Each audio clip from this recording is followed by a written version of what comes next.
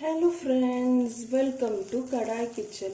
இன்னைக்கு நம்ம பார்க்க போறது இந்த பீட்ரூட்டை வச்சு எப்படி ஒரு சுவையான பொரியல் செய்யறது அப்படின்றது தான்.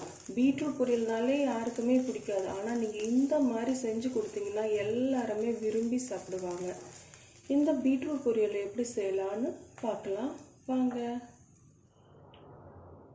ஒரு வாணலை சூடுபடுத்திக்கோங்க. தேவையான அளவு எண்ணெய் ஊற்றிக்கோங்க.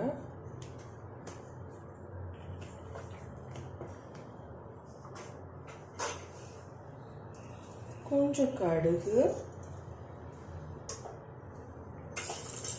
கொஞ்சம் உளுத்தம்பருப்பு, கொஞ்சமாக ஜீரகம், கொஞ்சமாக பெருங்காயம் தாளிச்சுக்கோங்க. இது கொஞ்சம் நல்லா பொரிய விடுங்க.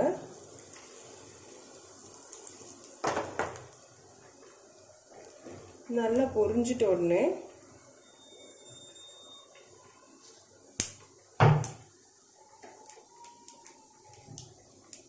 நீல வாக்கில் கட் பண்ணி வச்சுருக்க ஒரு வெங்காயத்தை ஆட் பண்ணிக்கோங்க.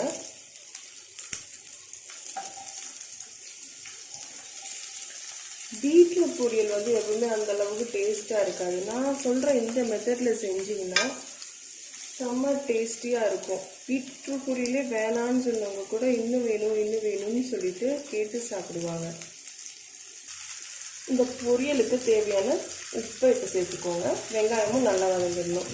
இந்த வெங்காயம் ரொம்பலாம் வதங்கணும்னு அவசியம் இல்லை. சும்மா போட்டுட்டு இப்படி 2 வதக்கிட்டு ஒரு கொத்து கருவேப்பிலை சேர்த்துக்கோங்க.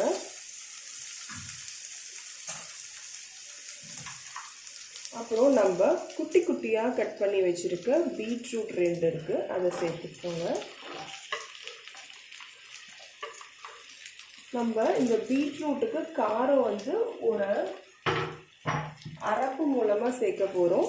அதனால இப்போ பச்சை மிளகாய், காஞ்ச மிளகாய் எதுவுமே சேர்க்க தேவையில்லை. இந்த குட்டி குட்டியாக கட் பண்ணிங்கல்ல அந்த பீட்ரூட்டை ஒரு 2 நிமிஷம் இந்த வெங்காயத்தோடு சேர்த்து வதக்குங்க.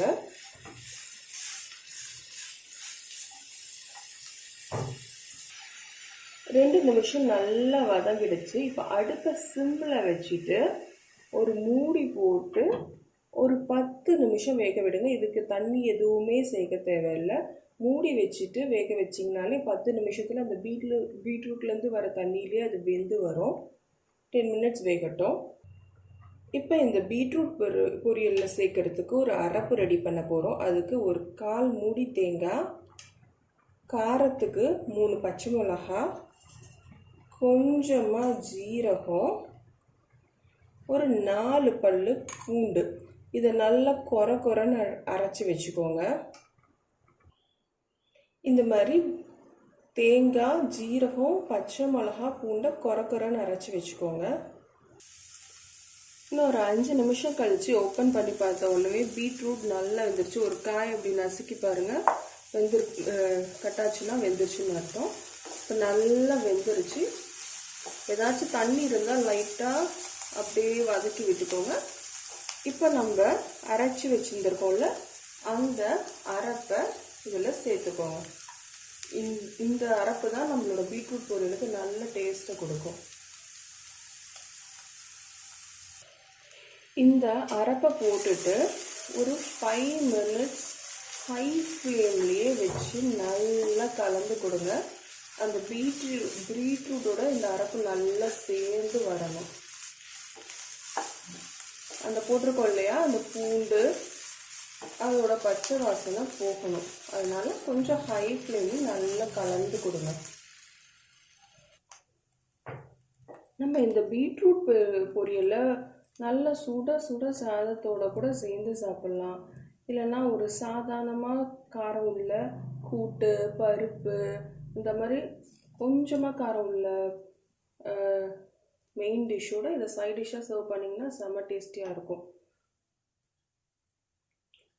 இப்போ நம்மளோட பீட்ரூட் பொரியல் ரெடி ஆகிடுச்சு. இந்த மாதிரி சிம்பிளான ரெசிபீஸ்க்கு என்னுடைய கடாய் கிச்சன் சேனலை லைக் பண்ணுங்கள், ஷேர் பண்ணுங்கள், சப்ஸ்கிரைப் பண்ணிக்கோங்க. தேங்க்யூ.